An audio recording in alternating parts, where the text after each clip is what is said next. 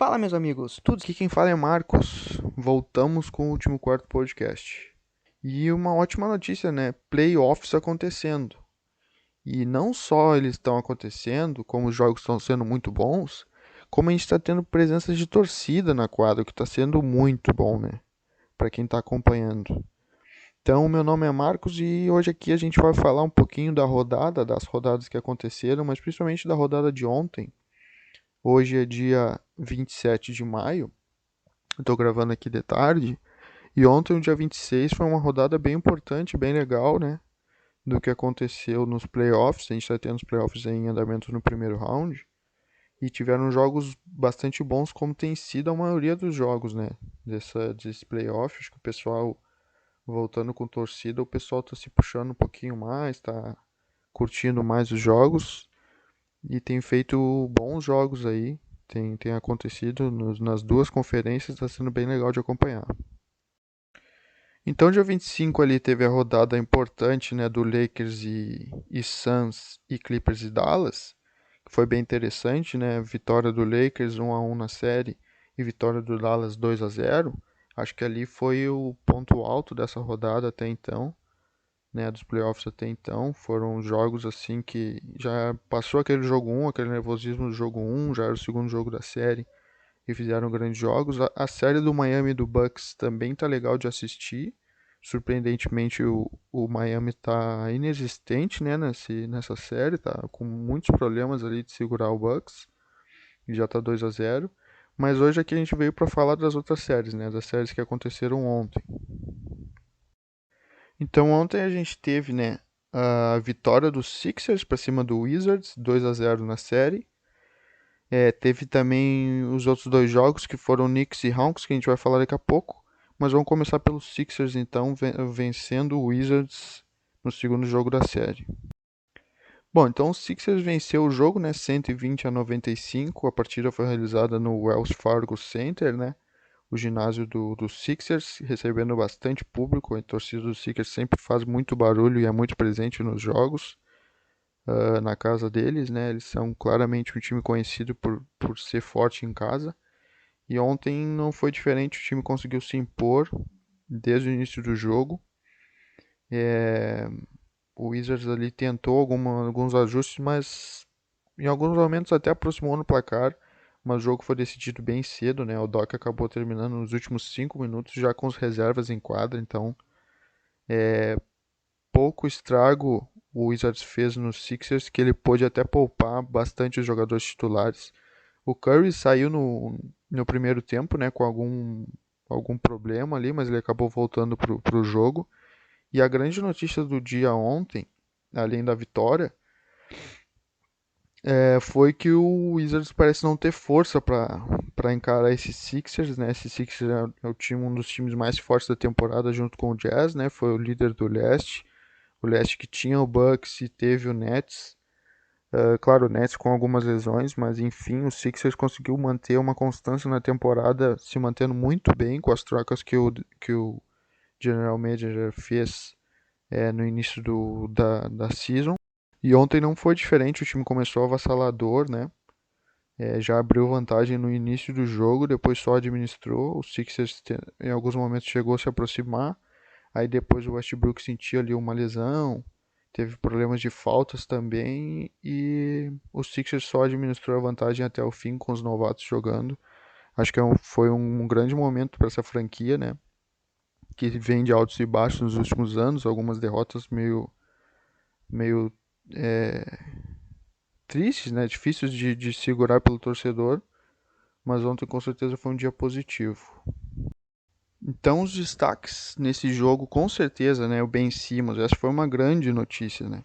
Ben Simmons ontem tentou 15 arremessos na partida e teve 73% de field goal. Então ele terminou o jogo com 22 pontos e plus-minus positivo de 18 pontos, né? Então o que a gente gostaria de ver do Ben Simmons é um pouco mais isso, né? Ele é um ótimo passador, um ótimo defensor, ali ajuda muito o time em outras áreas, né? Como todo mundo sabe.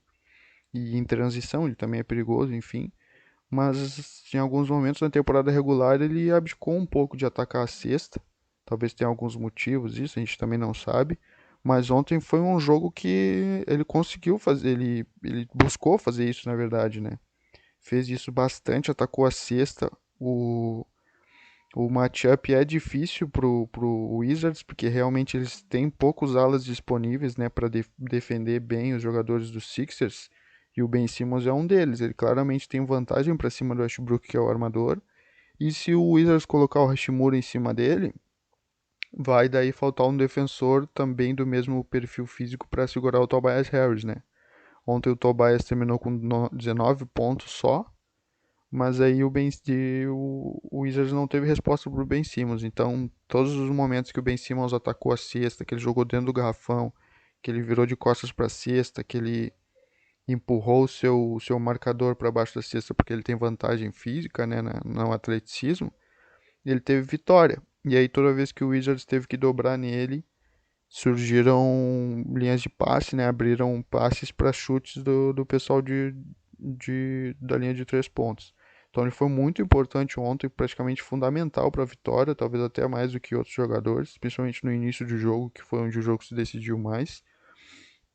Acelerando o ritmo de jogo, puxando contra-ataque, sendo agressivo à cesta, cavando falta, tentando pontuar dentro do garrafão, atraindo a atenção dos defensores do Wizards para dentro do garrafão e liberando os colegas, né? Então ontem foi uma grande partida dele, e ele puxou os Sixers para cima, né? Todo o time acompanhou e foi uma ótima notícia. O resto da pontuação também foi bem distribuída, né? O Sixers é um time que distribui bem a bola, como tem chutadores abertos, eles normalmente pontuam bem também. O banco foi bem ontem também, mas como eu disse, os titulares saíram cedo, né? Não jogaram tantos minutos e deu tempo para os bancários ajudarem contribuindo para o jogo acabar. Para o Wizards é um ponto negativo, né? Eles já mostraram que tem um matchup defensivo ruim contra o Embiid. Eles realmente, o Gafford é um grande defensor, mas no confronto individual de costas para cesta com o Embiid ele tem dificuldade como qualquer jogador da NBA hoje, né? O Embiid está aí na briga por MVP. E mas é isso, é um time aguerrido, um time que luta.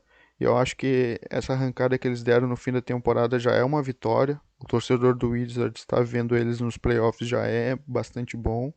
E eu acho que o time tem valores ali para se reforçar para a temporada que vem e buscar algo a mais ali no leste. A gente sabe que o leste está difícil, o Brooklyn Nets é o papão, né? E a gente tem também outros jogadores que devem ir atrás de gente para se reforçar, como o Celtics, enfim, o Pacers, que podem acirrar essa briga pelo leste. Aí o Toronto voltando para casa, o Miami com uma base já construída talvez também vá atrás de alguma outra peça. Mas o Wizards tem chance de encostar nessa briga e tá figurando nos playoffs aí. E ao meu ver, se for atrás de um treinador de nível top, eles têm muito para subir. O Sixers é uma boa demonstração de que mesmo com outros times sendo favoritos e tal, tendo mais mercado, mais mídia, é possível fazer uma grande campanha no leste e figurar lá em cima.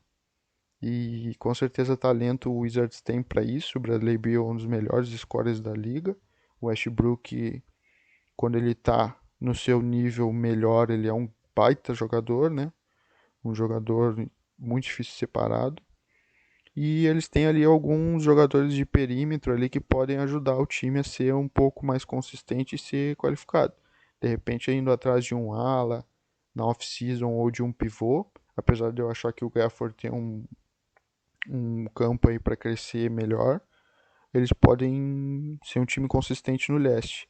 Mas principalmente eu acho que treinador, né? O Scott Brooks, principalmente nas entrevistas pós-jogo, não tem deixado o torcedor dos Sixers feliz com algumas opiniões que ele tem dado, algumas justificativas. Eu também acho que o time pode fazer mais com o elenco que tem. A gente vê poucos ajustes do Wizards nos jogos. A gente vê poucas ideias ofensivas. Parece que o time joga pro Bradley Beal atacar a cesta quando ele está em quadra, e se ele não tá, o time fica um pouco perdido. Ou o Westbrook muitas vezes tem que fazer a jogada meio que sozinho. A gente vê poucos arremessos livres gerados pelo time, parece que o time não tem uma ideia coletiva. É mais assim, ou bola no Bradley Beal quando ele estiver em quadra, ou o Westbrook assumindo todo o ataque quando ele tá. E muitos chutes contestados dos arremessadores. O Bertrand teve um jogo horrível dele mais uma vez, né? 0 de 6 dos arremessos de 3 pontos. Ele que tem um salário bem alto, se eu não me engano, 15 ou 19 milhões por temporada, né? Então é um preço alto para tu se pagar num chutador. Só que o time também gera pouquíssimas oportunidades de arremesso livre, né, para esses jogadores. Então, a gente, eu acho que o time tem a matéria-prima no elenco, precisa de algum ajuste, claro que sim, tanto que a aquisição do Alex Len e a continuidade do Gafford foram muito importantes para eles melhorarem na defesa e conseguirem subir no leste, mas eu acho que dá para fazer bastante mais com esse elenco que está ali. E se a gente imaginar, por exemplo, um Spoelstra com esses jogadores na mão trabalhando no Wizards, a gente consegue ver eles talvez no top 3 no leste, top 4 por aí, com esse elenco que tem.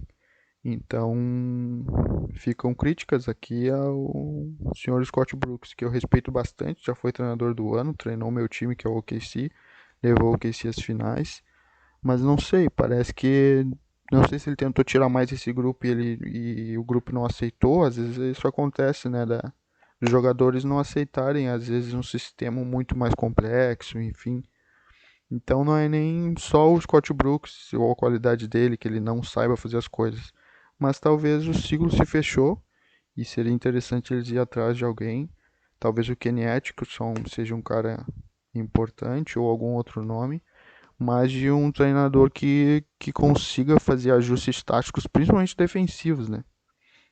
Porque a defesa do Wizards há anos vem tendo muitos problemas e o time no papel não é para ser tão ruim defensivamente assim. Mas é isso, acho que eu falei bastante e a série fica agora encaminhada na mão dos Sixers, né? Se os Sixers engatar aí mais 2 jogos de dominância, a gente tem certeza que o Wizards vem mordido, né?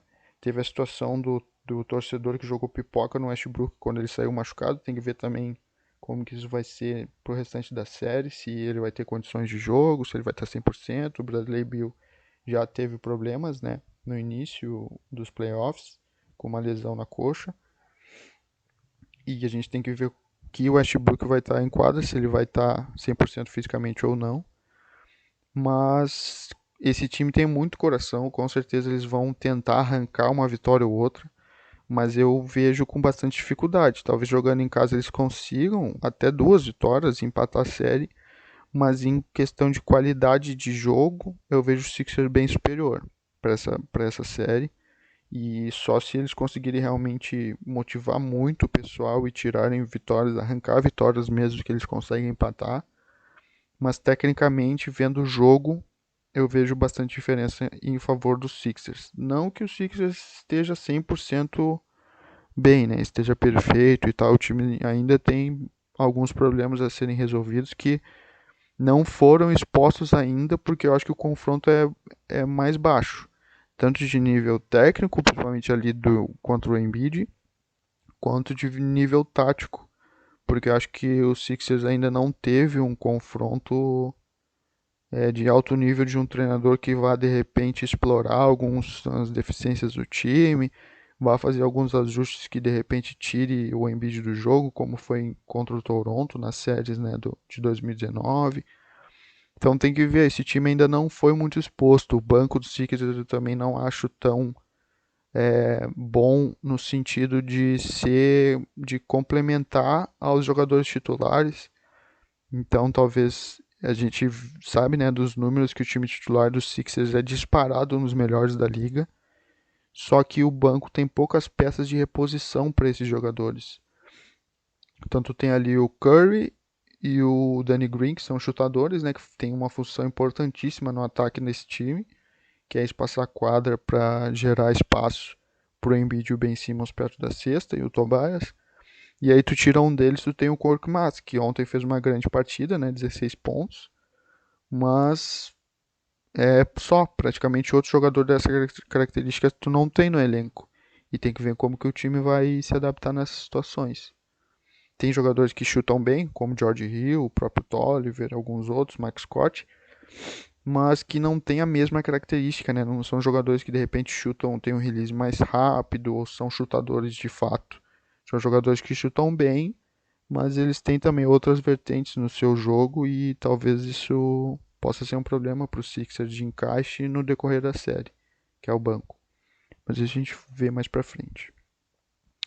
Vamos passar para outra série então. Falei bastante dessa série, né? O Wizards e Sixers. Acho que vale a pena, porque o Wizards é uma grande história da temporada e os Sixers também, né? Por ter sido primeiro do leste, enfim. E o Embiid brigando por MVP e o Ben Simmons por Defensive Player. Então agora a gente vai passar para o segundo confronto da noite, que também tem muita história, que é o Knicks e o Hawks, né?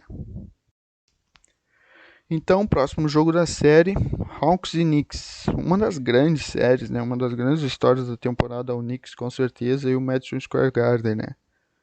O barulho que tem nesse ginásio, quantos fãs são apaixonados pelo Knicks e pelo basquete. A energia que tem esse ginásio é muito legal jogar lá, principalmente uma série de playoff deve ser muito tri acompanhar. Realmente o Garden merece um Knicks forte para a gente ter grandes momentos do basquete sendo jogado lá, né? A série está sendo bastante boa, uma das melhores, em nível técnico até nem tanto, mas em nível de engajamento, de emoção, sim, porque o Hawks venceu o primeiro jogo com o Trae Young tendo uma excelente partida, né? Sendo clutch nos momentos finais também, assim como todo o Hawks jogando bem, Capela, enfim. E o Knicks tentando responder, o Knicks, uma grande história da temporada, conseguiu se classificar depois de anos para o playoff, acho que desde 2013 foi a última vitória do Knicks em casa. E no primeiro jogo eles não conseguiram, com o Trae Young com a torcida pegando muito no pé dele e ele respondendo dentro da quadra, né? Provocando a torcida, respondendo provocação, enfim. E desse jogo 2 ele saiu com a derrota, né? O Knicks conseguiu responder, o Hawks liderou em alguns momentos, mas o Knicks conseguiu voltar para o jogo com o Derrick Rose, principalmente no terceiro quarto, e quando o Trae Young descansou. Esse jogo demora para deslanchar, né? A defesa do Knicks é muito forte e impede que o Hawks pontue, só que o ataque do Knicks também não é muito bom.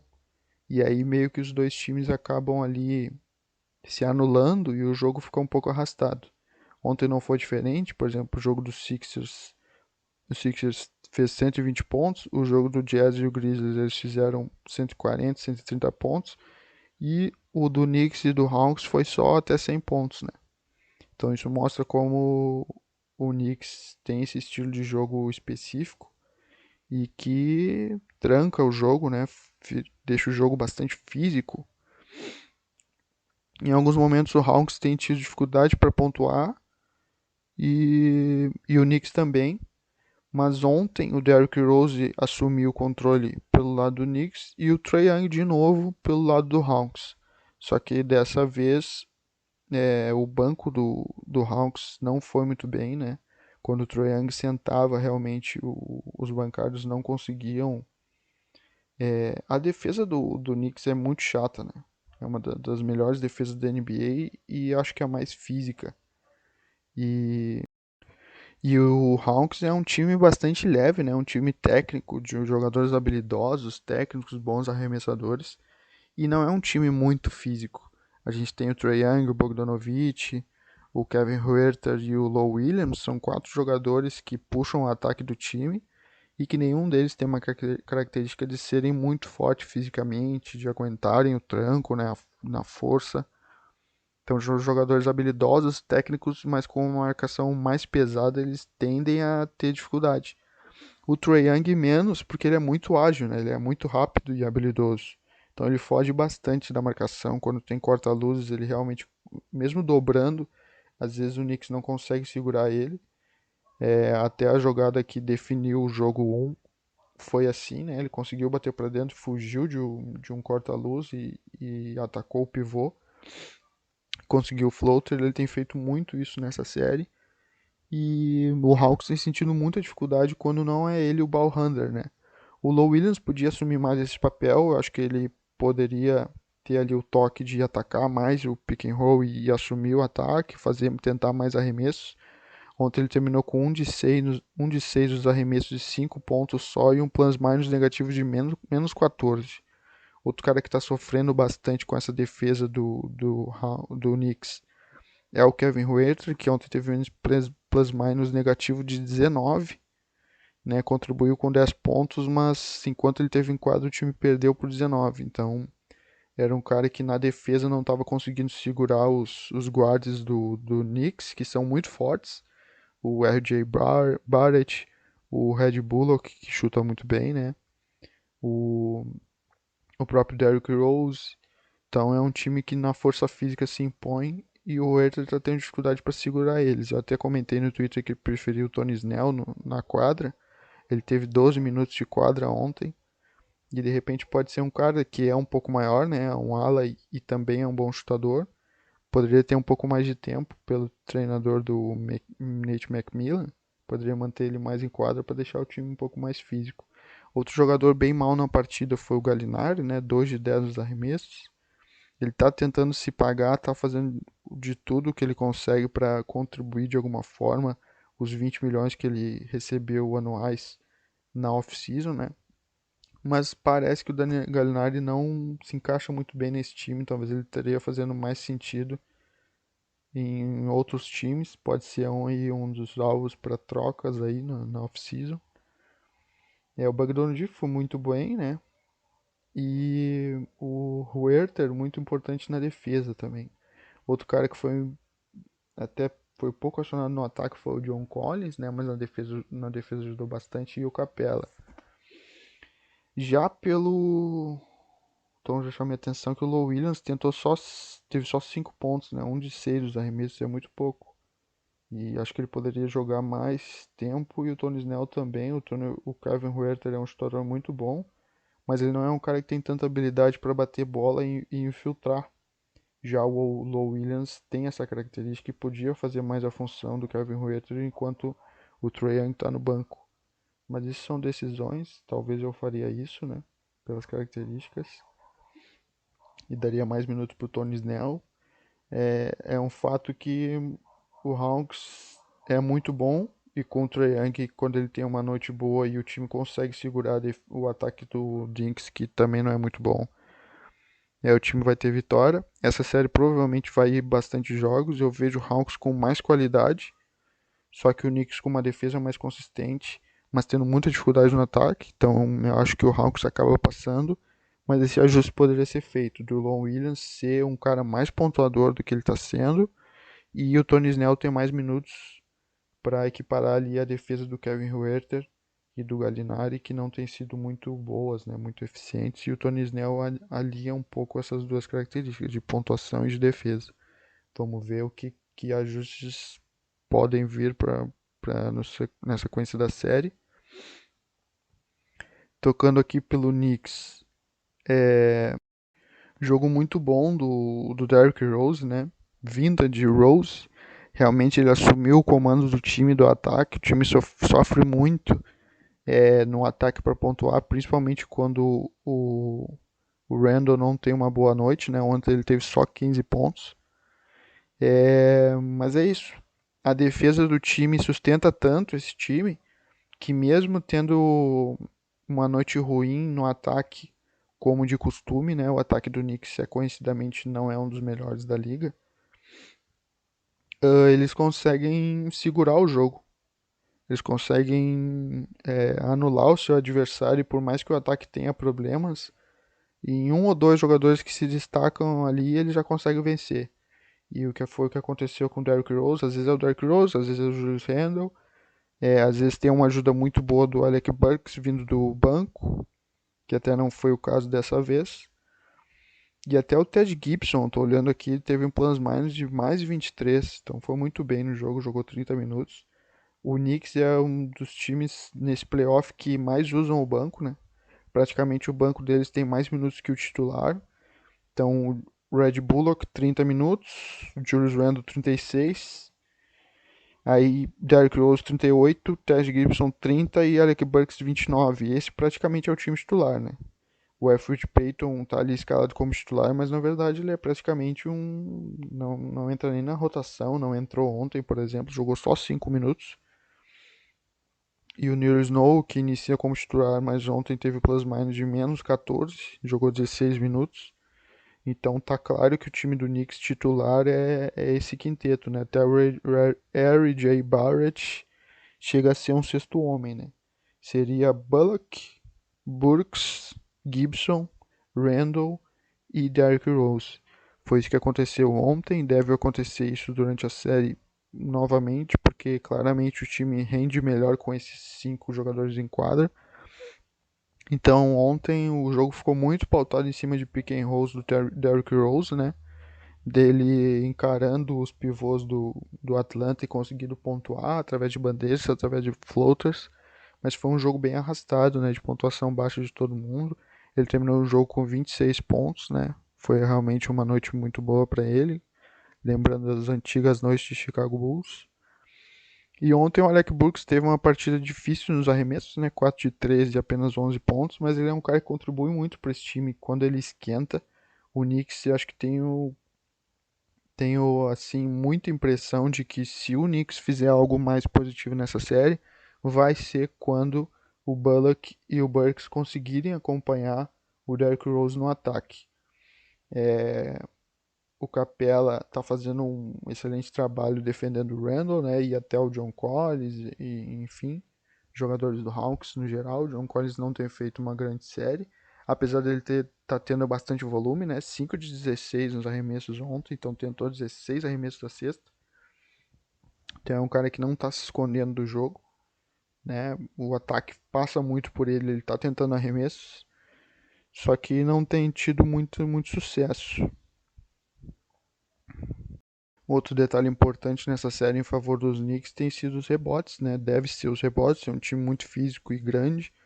Ontem conseguiu pegar 54 rebotes contra 41 do Hawks. Então isso é muita coisa, né? Muita diferença. Então bastante pontos em 50 de segunda chance, né? Foram 13 rebotes ofensivos do Knicks contra 6 do Hawks. Então, claramente é um matchup, é um mismatch, né, de um time em relação ao outro. Tem vantagem no rebote os Knicks e pode passar por aí alguma chance dos Knicks, né? Rebotes, boas atuações dos alas, principalmente nos arremessos. Derrick Rose de novo comandando o ataque ou o R.J. Barrett, alguém, né, para infiltrar ali ser o ball handler, pontuar bem e o time conseguir pontuar de fora. Talvez pontuando mais fora consiga liberar mais espaço pro Randall, né? De repente utilizar o Randall ali como pivô e não como ala pivô, já que ele tá tendo momentos difíceis nos arremessos. Vamos ver, essa série tem tudo para ir longe. Acho que deve ir a 7 jogos. Mas é isso, bem equilibrado.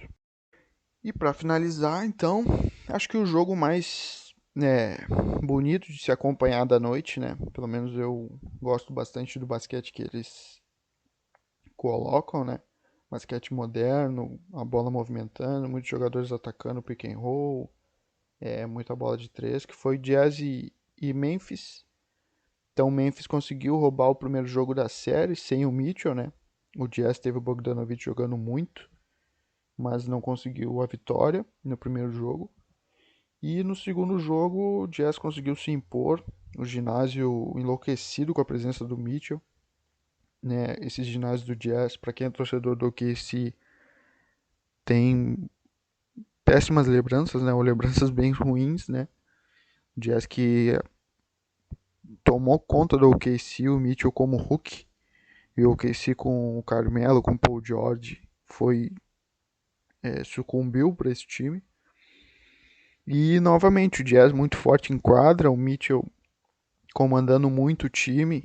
Ele até não foi o líder em pontuação do time, mas só a presença dele, tanto para o ginásio, né, para a torcida, quanto para a defesa adversária, gera muitos problemas. Né?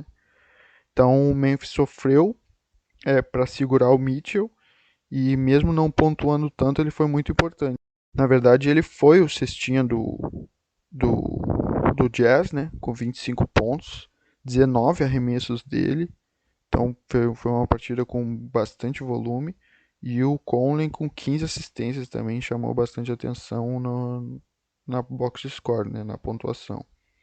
Então eu tava falando que, até falei no Twitter, o Dillon Brooks é o primeiro matchup defensivo que ele vai ter mais dificuldade, né, nessa pós-temporada. Ele marcou o Curry contra o Golden State, marcou o DeRozan também, que ele chegou a ter vantagem, né, pelo jogo físico dele, mas eu acho que o Mitchell é o pior matchup desses três que ele vai ter pela força física. Claro que o DeRozan é um cara grande também e forte, mas não sei, é um cara que parece que usa menos a força que ele tem e talvez tenha menos força que o Mitchell, apesar do Mitchell ser bem menor. O Mitchell até pela época que ficou fora deve ter feito muita academia, porque o homem tá bastante forte, tá com um volume muscular muito grande. E ele tem isso como característica, né? A arrancada, o atleticismo dele é muito bom. E o Dillon Brooks está tendo um pouco mais de dificuldade de segurar o Mitchell do que teve desses outros dois, que eram jogadores mais técnicos, que usavam mais o arremesso como a principal arma do ataque. E o Mitchell usa mais a força física do que eles dois. Ele também tem um arremesso, mas a infiltração dele, a batida para dentro, é realmente muito difícil de segurar. E é o que a gente está vendo, né? O Grizzlies com uma desvantagem física bastante grande durante o jogo. Eles usam o Desmond Bane, usam o Grayson Allen, o próprio Dillon Brooks, o próprio Moran. Então muitas vezes o time joga sem um 4 quando o Jaren Jackson Jr. está fora e o 3 deles acaba pegando o Mitchell, né? E o time tem dificuldade para segurar esses caras grandes e atléticos que tem o Jazz. Então é um time realmente muito consistente nos dois lados da quadra. O Jazz, se tiver o Mitchell em alto nível, vai ser um dos times que vai incomodar qualquer time que enfrentar. Tem dois jogadores no banco, três até quatro, de um nível muito bom, né? O sexto homem da temporada e um dos que concorreu, o John Ingles e o Jordan Clarkson. Dois jogadores que se adaptam muito bem ao sistema do time titular. E tem o Favors no banco, que é um pivô que consegue entregar hoje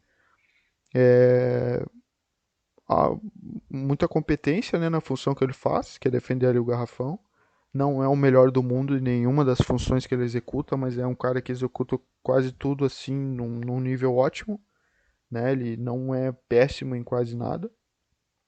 É um cara que consegue manter um certo nível. Claro que o Gobert é talvez o melhor defensor da liga hoje, um dos melhores pivôs defensivos que tem. Mas o Favors consegue ser um matchup bom ali contra vários jogadores, por exemplo, o Montrezl Harrell, se num confronto contra o Lakers, se tiver o Favors, ele vai conseguir descansar um pouco o Gobert, para o Gobert enfrentar o Anthony Davis nos momentos de que o time for titular contra o titular. Então o Favors consegue ser um reserva de um bom nível hoje, assim como o Gibson é nos Knicks. E ainda tem o Niang, né, que é um ala grande que consegue matar a bola de três. Então ele não é um matchup defensivo péssimo na defesa e no ataque ele consegue fazer o simples, né? Fazer corta-luz sem a bola, infiltrar sem a bola, um jogo sem a bola bastante bom e consegue matar a bola de três. Então é praticamente tudo que tu quer num ala bancário, que ele consiga substituir ali, ele consegue marcar de repente, dependendo do confronto, até três posições, né? Consegue marcar ala pivô, ala e ala armador.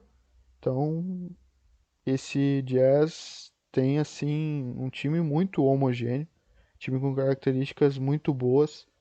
A gente fala do Bucks, né, que o Bucks é um time muito diferente entre características. Por exemplo, Brook Lopes é um jogador muito diferente do que é o Antetokounmpo, que também é bastante diferente do que é o Middleton, que é muito diferente, por exemplo, do DiVincenzo, que é muito diferente do Holiday ou do Bryn Forbes.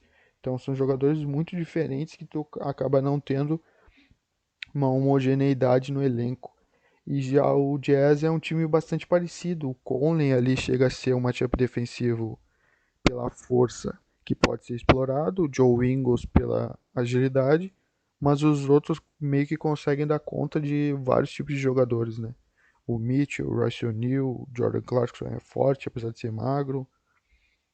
O Bogdanovic é grande, não é tão veloz, mas também não é tão fraco. Então é um time bem complicado esse Jazz de enfrentar e que mata muita bola de três, né?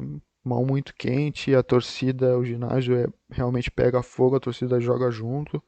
Se o Donovan Mitchell voltar e tiver com o tornozelo 100%, vai ser difícil pegar esse time, não vou querer enfrentar. Eu, se fosse treinador, GM, enfim, jogador, torcedor de qualquer equipe, não ia querer enfrentar o Jazz, porque realmente é um time bem chato. Claro que em uma noite pode sumir, todo o plano de jogo não dá certo, o adversário fazer algum ajuste que complique a forma dele jogar, porque é um time que só chuta de três ou só ataca a cesta, né, na área pintada, eles praticamente não chutam da meia distância. Isso é um pouco ruim, tu ficar dependendo desse tipo de jogo. Tenho certeza que, por exemplo, um Lakers ia forçar eles a chutar de meia distância. Mas enfim, é um time que tem qualidade que também consegue fazer isso se tiver um ajuste. Eu odeio o Joe Ingles, é um dos caras que eu mais odeio na liga porque ele é desgraçado. Acabou com o OKC em 2018, jogou muito aquela série. E é um cara muito completo, que é inteligente, consegue armar jogo, consegue trazer a bola. Ontem teve 4 de 4 nos arremessos. Pra ter uma noção, o cara jogou 27 minutos, 28, e praticamente não errou na partida. Acho que não teve turnovers. Teve um turnover, né? Plus minus de 7 positivo. Então é um cara que é muito correto em quadra, dificilmente toma uma decisão errada, né? Decisões ruins. E é bom defensor, arma bem, chuta bem de três. Se precisar bater para dentro, ele também vai. Não é um grande defensor assim na questão física, mas é um cara bem inteligente que ajuda bastante quando vem no banco. E é isso, né? Jazz com o Donovan Mitchell batendo para dentro, usando muito o Gobert. Ontem ele foi bastante usado, né? Fez 21 pontos. Coisa que ele reclama às vezes de não ser usado durante a temporada. Ele foi bastante ontem. É, é um time bem chato, não quero enfrentar eles. O Bogdanovic com 18 pontos. Então, 7. 7 jogadores passando dos 10 pontos, passando na verdade dos 14 pontos, né? 3 jogadores com mais de 20 pontos no jogo. Então, isso mostra o quanto esse time é bem treinado, é organizado, é bem trabalhado e tem qualidade. Tanto no ataque quanto na hora de defender também. E tem um dos melhores defensores de garrafão da liga, né, que é o Gobert. Ontem ele deu um toco no Moran, que o Moran garoteou, né, foi pra cima dele, com talvez 1 metro a menos de altura, e achou que poderia posterizar o Gobert, com ele estando numa boa posição, né. Aquele lance foi...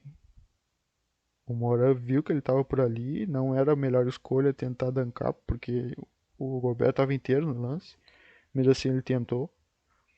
Mas é isso, o Moran é isso, né. É um cara que vai lapidar ainda o seu jogo e é muito pautado no atleticismo, né, na velocidade, na impulsão. E o Memphis, pô, cara, Memphis, show de bola, né? O time é aguerrido, uma molecada boa, não tá. Realmente eles não estão pipocando pro pessoal mais velho. Não que o Jazz seja um time velho, mas enfim, é o líder do Oeste, né? E eles estão indo pra cima. Com certeza esse playoff tá servindo para eles aprenderem muito. Com certeza nos próximos anos eles não vão baixar a cabeça para ninguém, né? Como já não estão fazendo. Estão se tornando um time jovem e que está ganhando experiência. Isso é tudo que tu quer quando teu time é jovem e talentoso, é que ele fique experiente o mais rápido possível. E é o que está acontecendo com o Memphis. Tem um núcleo muito bom. Tu não vê problema entre os jogadores, entre o técnico. O time realmente joga quase tudo que pode. né? Mas é isso, vai pesar um pouquinho a questão de estar enfrentando um dos melhores times da liga.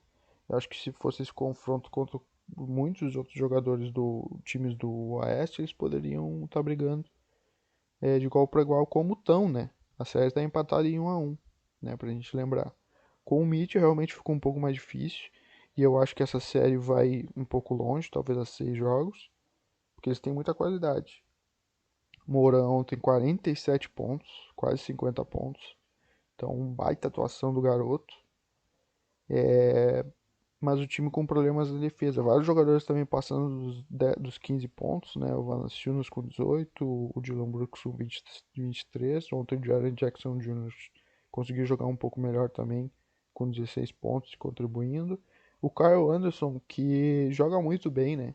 Ele não chama muita atenção, mas ele é um cara muito correto. Dificilmente toma alguma decisão ruim no jogo. Ontem teve 4 roubos de bola. Dificilmente arremessa quando não tem que arremessar, né? 5 de 7 nos arremessos. É um cara muito inteligente e joga bem na manha, como é o jeito dele, mas muito correto. Entrega, é muito eficiente, né? Ele entrega quase sempre o que o time precisa e tem a decisão correta.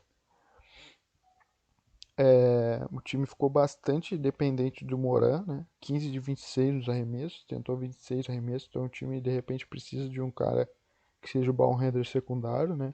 Talvez John Williams, um cara desse estilo para ser o sexto homem, seria legal ver. E Dylan Brooks com 10 de 14 nos arremessos, né? Muito bem, defendendo o, o Mitchell, mas com 5 faltas, né? O que foi difícil para ele. Mas o banco, né? O banco não conseguindo manter o mesmo nível do quinteto titular. Grayson Allen com menos 23 no plus-minus, 0 de 6 nos arremessos. Não foi uma noite boa dele, apesar de ele ser um bom jogador. Menos 14 pro Bane, né? Desmond Bane. Melton menos 16. Então o time titular todo conseguiu ter plus-minus positivos, menos o Moran ali.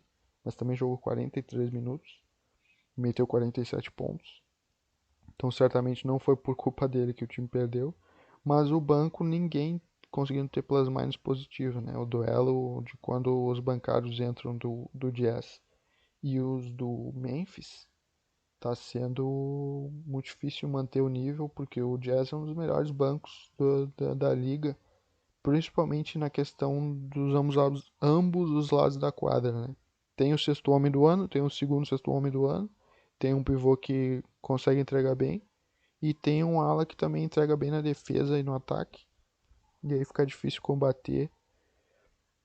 Se o Memphis quiser ir mais longe nos próximos anos, tem que ver o que faz com esse banco, com esse time que tem no banco, que são bons jogadores, são valores positivos, mas que juntos não estão conseguindo render muito bem, pelo menos não estão conseguindo entregar o que o time precisa, né? O time titular precisa. De repente alguma troca com alguns desses 2 ou 3 jogadores, ou enfim, principalmente na ala, né? O Jay Crowder saiu de lá e o time realmente teve muita dificuldade para repor essa saída. Claro que o Kyle Anderson, o Jaren Jackson Jr. e o Dylan Brooks merecem ser titulares, estão jogando muito bem. Só que na rotação ficou complicado, né? Porque eles perderam um jogador, um ala, pra na rotação ajudar ali e manter um nível, principalmente defensivo, da equipe. Eles também não têm um pivô reserva de um nível muito bom. Mas é isso. Liga confronto muito legal de se acompanhar. Dois times que jogam basquete atrativo, positivo. E o Memphis precisa só ganhar mais massa muscular, ganhar mais tempo de liga, mais rotação, fazer alguns ajustes, principalmente na defesa e nas alas. E com certeza vai ser um time de chegada nos próximos anos também. Então, para terminar, a gente já falou bastante por aqui. Será que se alguém ainda está ouvindo, tomara que sim, não tenha cansado de me ouvir falar tanto. Mas a gente deu uma passada nas séries no geral, né, nos confrontos, como os times estão indo, o que eles podem fazer de ajuste, o que tem para melhorar ou não, o que a gente vê como favorecer um lado e desfavorecer o outro, de repente, e como tem sido as atuações no geral, né, das equipes. E hoje, o jogo 3, né, da série de várias séries, né, do Portland e Nuggets, que tá uma série muito parelha. Lillard de um lado e Jokic do outro. Vamos ver quem que vai conseguir ter o elenco de apoio para conseguir superar, né, a equipe adversária. Nuggets com uma grande defesa, o Portland com um grande ataque. Vamos ver quem consegue tirar mais proveito das fraquezas do adversário, né? O Lakers e Suns também é hoje, jogo 3. Já saiu a notícia de que o Chris Paul vai jogar. A gente não sabe quanto tempo ele vai jogar. Realmente, se o Chris Paul não conseguir ficar saudável na série, o Suns fica com um problema muito grande, principalmente pela experiência. Só o fato do Chris Paul estar na quadra dá uma segurança muito grande para os outros jogadores do Suns, para o núcleo jovem que eles têm. E ele vai ser realmente muito importante que ele pelo menos se mantenha em quadra, que ele consiga jogar, tomara que sim, que ele esteja saudável. Sentiu muito o Suns, principalmente quando ele saiu, né, no jogo 2.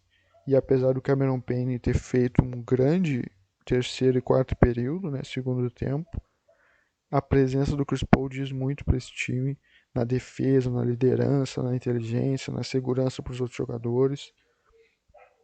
E vai ser muito infeliz, né, triste, se ele não conseguir jogar essa série muito tempo, né, em alto nível. Tava muito bonito de ver o confronto deles contra o Lakers, o atual campeão, o LeBron, enfim. E vamos ver o que o Lakers faz, né? Mas se o Chris Paul não jogar, eu acho que tá um pouco encaminhado a série, apesar desse Suns ser um time muito perigoso, que não dá para apostar contra eles, mesmo sem o Chris Paul. Tem que ver também o quanto o LeBron e o Anthony Davis vão estar saudáveis, né? O quanto o Suns pode explorar os problemas no tornozelo do LeBron, que não tá 100%, dá pra ver nitida, assim, que muitas jogadas que antes ele iria bater pra dentro, ia ganhar na força, ele tá hesitando um pouco, tá tentando ser mais passador, envolver os outros jogadores, tá? Tem até o vídeo do KCP dele dizendo pro KCP chutar, né? Ele precisa que os arredores pontuem, porque ele não tá 100% ainda, dá pra ver isso. Ele tá inseguro com o tornozelo, né? Provavelmente sentindo alguma dor. Mas o Lakers continua forte, né? Vamos ver se consegue passar do Suns. Quanto menos forçar o LeBron nessa série, melhor. E para isso o Schroeder vai ter que assumir mais, os alas assumirem mais, que esse P passar dos 20 pontos, o Anthony Davis ali tá tendo uma dificuldade contra o Andre Ayton no garrafão, né? Tá sendo legal de acompanhar. Mas a defesa do Suns é uma das melhores da liga, né? Também, mesmo sem Chris Paul. E é um time que incomoda muito. O Monty Williams, se for. Não sei se ele foi o Coach of the Year, acho que sim. Com muita justiça, né? Montou um time muito bom nos dois lados da quadra. Muito inteligente a forma que eles jogam. E a outra série que é o Bucks e Heat. Que provavelmente se o Bucks vencer hoje já encaminha a série, né? Talvez a varrida. O jogo 1 do Heat não foi bom, mas a defesa sustentou o time no jogo até o fim. Tanto que ele foi decidido, se eu não me engano, teve overtime. E as bolas de três do Duncan Robinson. E o Bucks, mesmo não jogando tão bem, sofreu no primeiro jogo, né? Já no segundo jogo foi um atropelo. A defesa do Heat não tinha a mesma intensidade, apesar de ainda ser muito boa. E os arremessos livres que o Bucks teve no primeiro jogo e não converteu, no segundo jogo caiu tudo, né? Choveu bola de três. Bryn Forbes com mais de 20 pontos. E aí o modelo de jogo do Bucks sobressai muito, né? Quando as bolas de três caem bastante e principalmente quando o adversário não consegue punir eles na defesa. O Budenholzer continua mantendo de 20 anos em quadra, mesmo ele sendo um matchup defensivo ruim. E continua dando poucos minutos pro PJ Tucker, enfim, pro Bobby Portis. O time não faz muitos ajustes na rotação, nem na forma de jogar. Só que o Heat não tá conseguindo punir isso, principalmente no ataque. Tyler Hero muito mal. Chris Dunn, Kendrick Nunn, desculpa. Kendrick Nunn muito mal também na série. Não sei nem o que tem justificado ele ser titular e jogar tantos minutos. Realmente não tá conseguindo entregar muito no ataque. O time tá precisando de ataque, né? É claro que a defesa do Bucks, a defesa para segurar o Bucks também é muito importante, mas o time está se vendo sem válvula de escape no ataque. O Adebayo é muito bem marcado, o Trevor Ariza com dificuldade nos arremessos, ele mata a bola de três, mas não é um cara para tu puxar o ataque. O Butler bastante cansado também, tendo que se doar muito nos dois lados da quadra e não conseguindo atacar tão bem, não está fluindo muito bem. O Nam praticamente não tem contribuído quase nada no ataque. E o Duncan Robinson que mata muito a bola de três, mas eu acho que o Spoelstra precisa ajustar essa rotação e precisa colocar ou o Tyler Hero ou o Dragic titular para ser um time perigoso no ataque e punir o Bucks, como foi na temporada passada, né? Eles tinham o Nant titular, mas tinham o Tyler Hero, não lembro se ele vinha do banco agora, e só que eles tinham o Jay Crowder, né, que era um cara que entregava mais na defesa que o Ariza, apesar do Ariza ser um grande defensor, só que também entregou no ataque, né, matou tudo naquela série de três, estava realmente muito quente nos jogos, e o que não tem acontecido com o Ariza nesse ano, então o ataque do time está realmente tendo muita dificuldade para pontuar. E o Bucks em transição tem sido muito mortal, né? Nos confrontos individuais, nos rebotes de ataque. E na minha quadra, que não é o forte do time, o Heat tem conseguido até segurar eles. O problema é que o Heat, pela sua defesa de muitas dobras, muitas ajudas, e por não ter um time tão físico esse ano, com a saída do Jay Crowder, o Ariza não consegue entregar a mesma defesa que o Jay Crowder entregava. Tá cedendo muitas bolas de três que o Bucks matou tudo no segundo jogo. Então pode ser que o Heat consiga se recuperar nesse jogo 3, fazendo alguns ajustes e realmente se motivando muito, que o Bucks é um time que se tu conseguir vencer o modelo de jogo deles, eles realmente não têm saída. Eles realmente se entregam muito, né, quando o jogo deles não funciona e não tem muita capacidade de ajustes durante a série. Mas é isso. O modelo de jogo tá dando muito certo até agora. E mesmo ajustando, pode ser que ele dê certo, porque é um modelo de jogo bastante bom, que realmente te dá poucas opções. Então, se essa terceira vitória acontecer hoje, deve encaminhar a série pro lado do Bucks. É isso, então voltamos nas próximas rodadas com mais análise. Para você que curte aí o canal, se inscreve, né, no YouTube para receber os vídeos e se puder dar o like para fazer com que os vídeos cheguem a mais pessoas, né? E no seu agregador também de podcast, só estar ouvindo já é bom. Quem quiser seguir lá no Twitter também, é o último quarto pode. A gente comenta os jogos ao vivo lá. E quiserem sugerir também algumas análises do seu time, comentar, enfim, debater alguma coisa, também estamos por lá. Um abraço, até mais.